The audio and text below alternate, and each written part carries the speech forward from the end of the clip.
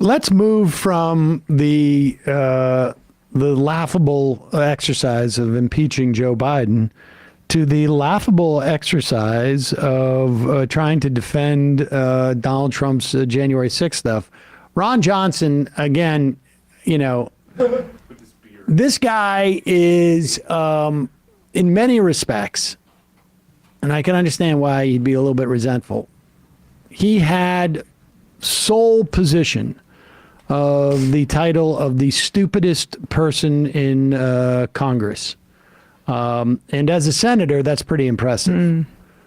And then, of course, Tommy Tuberville came along and ripped it away from him.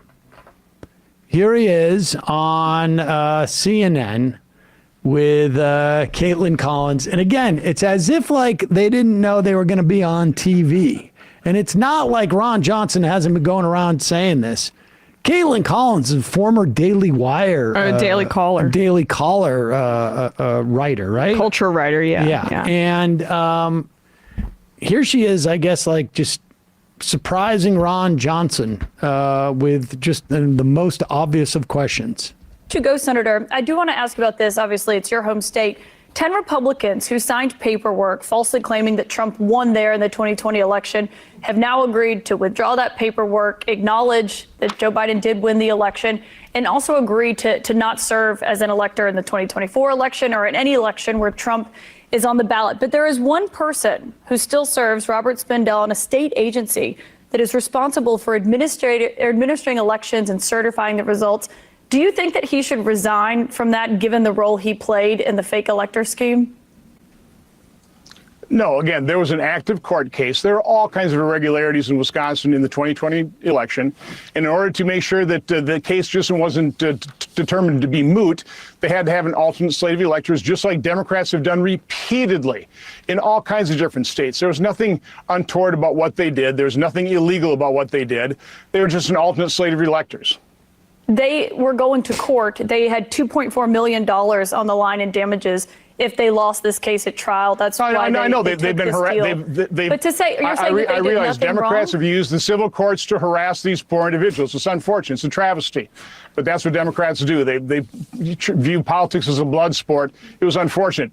These folks did nothing different than what many Democrats have done in many states They certainly throughout our did, history. Senator. I mean, there were multiple slates of fake electors, including in your home state. They're acknowledging that they were playing a role in trying to improperly overturn the election. That's what they said. They got themselves out of a nuisance lawsuit. They agreed to settle a nuisance lawsuit that never should have been brought. So you think it's fine that someone... Lawsuit. It was a travesty of justice. You think it's fine that someone who tried to overturn a legitimate election is still on a board that Democrat electors have done that certifies. Repeatedly. Democrats have done the same thing. In Republicans Wisconsin, never tried to there's been criminalize it. fake slates of electors? No, it's happened in different states. I didn't come prepared to give you the exact states, but it's happened repeatedly. It has happened repeatedly. Just go check the books. Which books? I mean, there have been alternate slates of electors by Democrat electors in our history. Again, you didn't. This wasn't what this interview was going to be about. I'll come and I'll provide you the information, but I'm absolutely certain about that. I look forward to your office sending that information. We'll publish it if it's accurate. Senator Ron Johnson. Okay, and she says goodbye. That was pretty amazing. I don't know why you're even asking the questions. Leave me alone. Leave me alone, yeah. But I love how, like, sort of confident that he's like, it happens all the time. Yeah, Democrats both are fake sides. electors all the time. Oh, I wasn't prepared for the exact states. Like, really? Really? Name an instance in which there was a Democratic presidential candidate that had its supporters put forward fake electors and then also challenged the results of an election over and over and over again in dead-end lawsuits and had associates make claims that Hugo Chavez was from the dead, trying to overturn the election. Like, let's point us to that historical moment. Incidentally, this is in the wake of a Republican who served as a fake elector for Donald Trump being appointed to the state's elections commission, which, I don't know. It's sort of like, well, A little concerning. It's a little concerning. Yeah. That's what they're going to try to. We said this before. I mean, Yep. in the lead up to the 2024 election, there's going to be some sort of drive by the right to get their guys in as poll workers. And the way they're arguing here is that they invoked a failed legal strategy as opposed to it being part of a plan to overturn an election.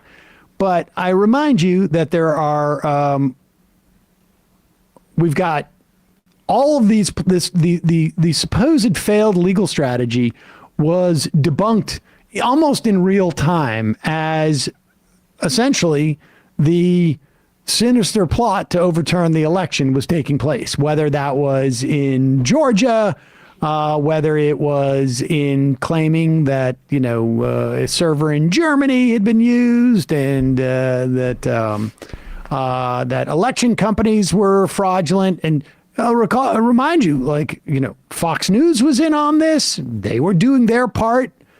There was this storming of the Capitol. There's evidence of this being a plot all over the place. It's a matter of public record, and yet, he feels comfortable just denying. Check the books. That's all I got to say, and I'm out. What books is a great response. And, his office will not be sending that information to CNN because it doesn't exist. Folks, I'm turning the voicemail off. That means that the calls are on. 646-257-3920. 646-257-3920 is the number